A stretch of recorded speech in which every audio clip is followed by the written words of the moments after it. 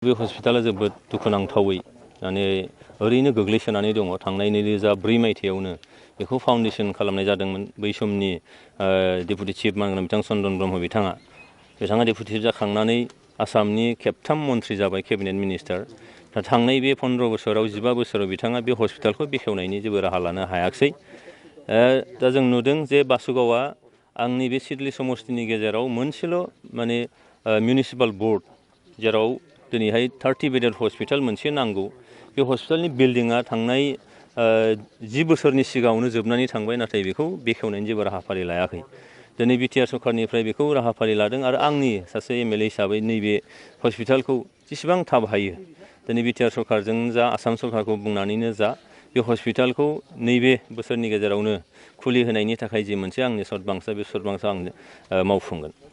आरो बेखिनियावनो आं मोनसे खोथा रायजो राजानिसिम खावलायगोन जे मैयासिम मोनसे उरा बाथरि, मोनसे नंखाय मोनसे रादाब जे सोरबा सासे साइन्टिस्टआ लायनो बुंनाय जे जायफोर टिका लादों, जायफोर माने कभिड-19नि थाखाय बिथांमोनहा जे मोनसे इन्जेक्सन बिथांमोनहा लादों, टिका मोनसे लादों, बे टिकाया लानायफ्रा लायनो बोसोरनैनि उनाव बिथांमोना थैजोबगोन होननानै, रुंसारि जाजोबगोन होननानै। बे जोबोद नंखाय बाथ्रा।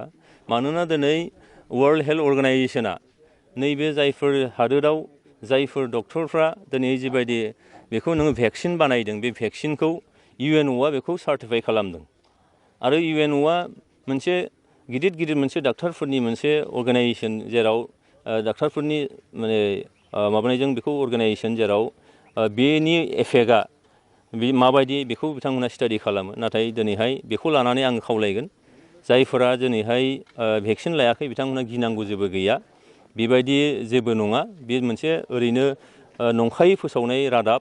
बिनि थाखायनो दिनै जोङो भेक्सिनखौ लायालासिनो थानो नाङा।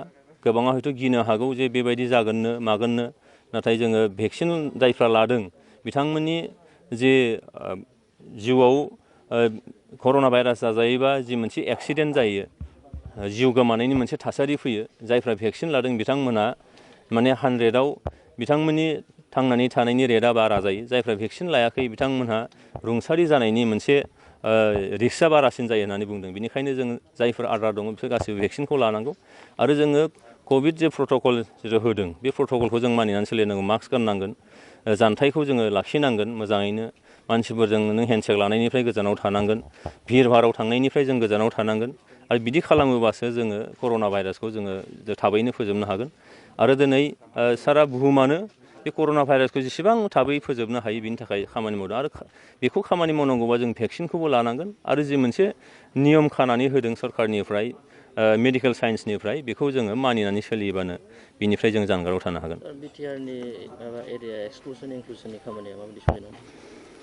बियो गोदानै सासे सोद्रोमा अलरेडि सायख'नानै होबाय। नोंथांमोना हयथ' मोनथिगौ, दुलाराय बर' फरायसा आफादनि सासे लोगो आफादगिरि खोरोमदाव औवारि बिथांखौ दा गोदानै थिसनबाय। मानोना आङो थांनाय नैबे इलेक्सननि सिगां आङो बे बिबाननिफ्राय आङो एंग्लायदोंमोन आंनि बिबानखौ। आरो दा गोदानै बिथांखौ दिनै हयथ' निस्सय बियो पाब्लिक जागोन, सार्कुलार जागोन जे बिथाङा गोदानै सायख'जाबाय। दा आङो थांनाय माखासे समाव जे हाबा मावनानै जे आं मोनदों अफिसियेलि, बेयाव गामिनि जायफ्रा हाबनो नागिरदों, ओंखारनो नागिरदों, बे गासैबो एप्लिकेसनखौ लाजोबनाय जाबाय। गासै मोन 26टा मोनसे सार्कोल अफिसनि सिङाव बे एपिला फैदों, ओंखारनायनि आरो हाबनायनि।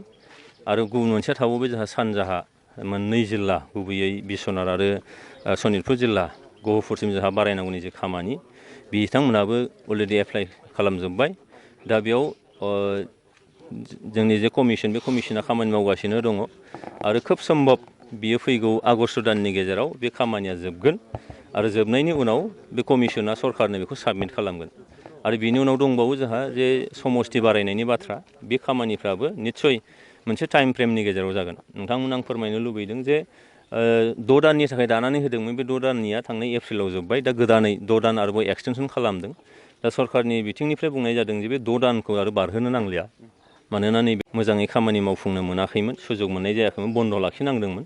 दा नैबे 6 दानाव जिथु इलेक्सन गैलिया, खोब सम्भब बे खामानिया टाइम फ्रेमनि गेजेरावनो बे जोबगोन, आं बेखौ मिजिं खालामनो हायो।